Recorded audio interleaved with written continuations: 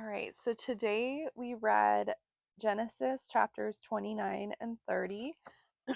And so much going on in these chapters, just like the prior ones. Um, Jacob, in the prior reading, he left his home and went back to his mother's, well, I guess his uncle's house, his uncle Laban's house, to get away from his brother to kind of let him cool down after the fight. And then he reaches him. He meets Rachel and Leah. Um, Laban agrees to let him work for 7 years for his daughter, and then tricks him, gives him the older daughter first, without telling him. So there's a little deception going on there. I can't imagine how crazy that would be for him, working for 7 years and then not getting what you worked for. But he agrees to work for another 7 years for Rachel because he obviously really, likes her.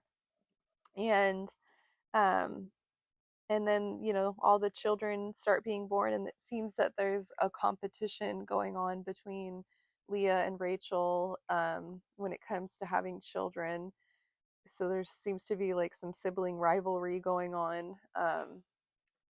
That's a little funny backstory. Um, and then in chapter 30, um, continues on, and they start having more children.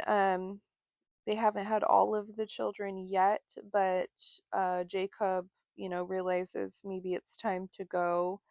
So it seems that he's doing some tricks to make sure that he gets the best animals. So a little deception going on also in chapter 30. I'm guessing he's a little bitter about what happened with the working for 7 years situation, possibly driving him to not make good choices.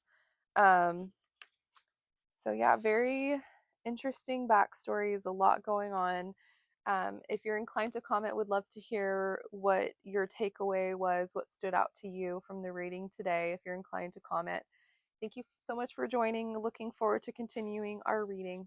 Have an amazing day.